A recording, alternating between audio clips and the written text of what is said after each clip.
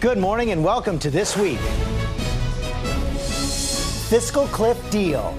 The motion is adopted. Last minute.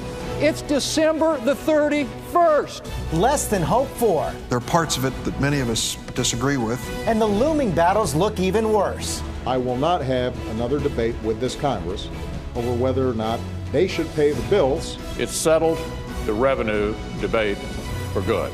Will Washington hurdle off a higher cliff in just weeks? What can stop this cycle of brinksmanship? We'll ask our headliner, the senator at the center of this compromise, Republican leader Mitch McConnell. Then, as Speaker Boehner survives a close vote, fresh faces flood the Capitol. How will they change Congress? Will Congress change them? We introduce the rising stars of 2013. Plus a health scare for Hillary and that political storm over Hurricane Sandy. 66 days and counting. Shame on Congress. Plenty to debate on our Powerhouse Roundtable with George Will, Robert Reich, Greta Van Susteren from Fox News, Gwen Ifill of PBS, and ABC's chief White House correspondent Jonathan Karl. From ABC News, This Week with George Stephanopoulos. Reporting from ABC News headquarters, George Stephanopoulos. Hello again. Happy New Year. Even before President Obama's auto pen signed this week's deal into law, it was clear that any ceasefire in Washington's battles over taxes and spending would be painfully brief. 3 new deadlines loom. By the end of February, the Treasury will lose the power to borrow more to pay America's bills. Across-the-board spending cuts to every federal program kick in on March 1st. And the government will run out of all congressional funding by the end of March. One fiscal cliff averted, 3 more coming fast. And with that, let me turn to the man who negotiated last week's compromise with the White House, Senate Republican leader Mitch McConnell. Thank you for joining us, Senator. Good morning, George. So I know you think that the deal you negotiated is imperfect, and you want to fix it as we approach the debt limit. But I want to get to the bottom of this because you say no increase in the debt limit without major cuts in spending. The president says he won't even negotiate over that. So to borrow General David Petraeus' famous quote from the Iraq War, how does this end? Well, first, let me say these last-minute deals are no way to run the government. We've known all of these deadlines are coming. Why we end up in these last-minute discussions is beyond me. We need to function. I mean, the House of Representatives, for example, passed a budget every year. They've passed appropriation bills. The Senate Democratic majority and the president seem to like these last-minute deals. Now, we know these 3 issues are coming up, the sequester, the debt ceiling, and the continuing resolution to operate the government. Why don't we sit down now and not wait until the last minute to get these matters resolved? Look, the biggest problem confronting the country is not taxes, it's spending. We don't have this problem because we tax too little. We have it because we spend too much. We now have a $16.4 trillion national debt, as big as our economy. That alone makes us look a lot like Greece. This administration has driven spending from 21% of our economy up to almost 25% of our economy. We've got to stop using the credit card. And any opportunity we have to engage the other side in a discussion about quitting the spending spree, we're going to engage in. And the question is, how will you follow through on your strategy? And, you know, there are a lot of your allies are worried about that prospect. The Wall Street Journal editorial page said the political result will be far worse if Republicans start this fight only to cave in the end. You can't take a hostage you aren't prepared to shoot. Do the 2 GOP leaders have a better strategy today than they did in 2011? And I guess, you know, you're hearing that phrase more and more now, shoot the hostage. Are you prepared to do it, to see the country default if the president won't sign the spending cuts you demand? Well, look, it's not even necessary to get to that point. Why aren't we trying to settle the problem? Why aren't we trying to do something about reducing spending? We know we need to do it. When are we going to do it?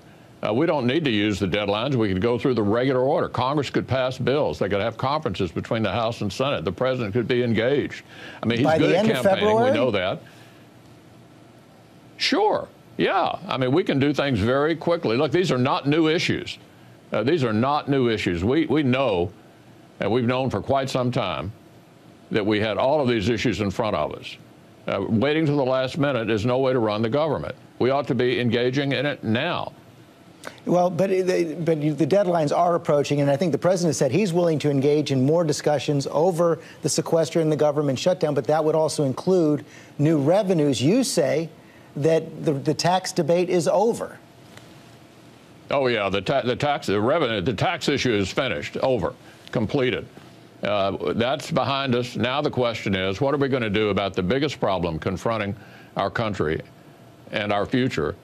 And that's our spending addiction. It's time to confront it. The president surely knows that. I mean, he has mentioned it both publicly and privately. The time to confront it is now. But in the last year, Senator, engage. Let me just interrupt you there. In the last year, under the Budget Control Act, the Congress actually cut $1.5 trillion in spending. That's more than was raised in revenue over this last fiscal cliff deal. So are you saying that any discussion of revenue is completely off the table going forward? You will not accept any new revenues in any new deal? Yeah, absolutely. The tax issue is behind us. Now the question is, what are we going to do about the real problem? We didn't have this problem because we weren't taxing enough. Fortunately, as a result of the agreement that was reached, 99% of Americans will not see their taxes go up. 500,000 small businesses will not see their taxes go up. The president got $1 trillion less in revenue than he wanted. That means that money stays in the pockets of the American people. Now it's time to pivot and turn to the real issue, which is our spending addiction. And we ought to do it together now. We all know we've got to quit spending so much. Well, then it seems like the divide is as deep as ever if you're completely ruling out revenues and saying spending is the only answer. Some of your colleagues in the Senate have raised the prospect, Senator John Cornyn and others, of what they call a partial government shutdown. Here was Senator Cornyn in the Houston Chronicle just this week. He said it may be necessary to partially shut down the government in order to secure the long-term fiscal well-being of our country rather than plod along the path of Greece, Italy, and Spain. What exactly does that mean, a partial shutdown of the government, and do you endorse it? Well, look, the only reason we're even having these discussions is because of the president and the Democratic majority in the Senate's unwillingness to cut spending. We don't need to have these crises. We need to cut spending. It shouldn't require a crisis to get the president and the Democratic majority in the Senate to start focusing on the real problem, which is that we spend too much. I accept that that's your point of view, but the division still seems to be there. So I'll go back to my original question. How far are you willing to take this strategy? Is it acceptable to you that the government default if the president won't agree to discuss spending cuts over the debt limit? My answer is hopefully we don't need to get to that point. The president surely must know we're spending way too much. So why don't we do something about reducing spending? The only reason these deadlines become significant, George, is because the Democratic majority in the Senate and the president of the United States don't want to cut any spending of any consequence. They don't want to do anything on the entitlement side. You know, 60% of what we spend every year is interest on the national debt and very popular entitlement programs. Until we address the entitlement programs and make the eligibility for entitlements meet the demographics of our country, we can't ever solve this problem. If we want to have the kind of country for our children and grandchildren that our parents left behind for us, the time to do that is now.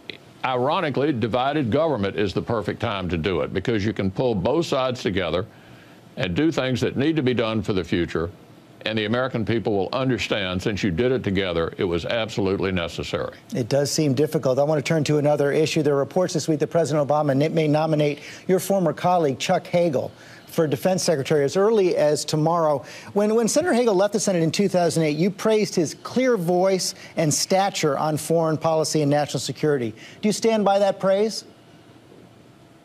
Well, whoever is nominated for Secretary of Defense is going to have a full understanding of our close relationship with our Israeli allies, the Iranian threat, and the importance of having a robust military. So whoever that is, I think will be given a thorough vetting.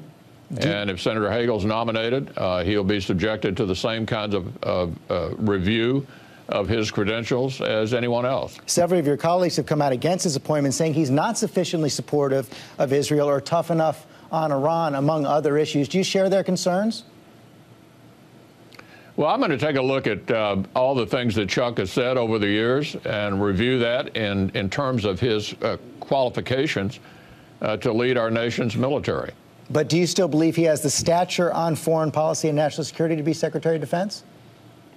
Well, he's certainly been outspoken in foreign policy and defense over the years. The question we will be answering if he's the nominee is, do his views make sense for that particular job? I think he ought to be given a fair hearing like any other nominee, and he will be. So you still have an open mind?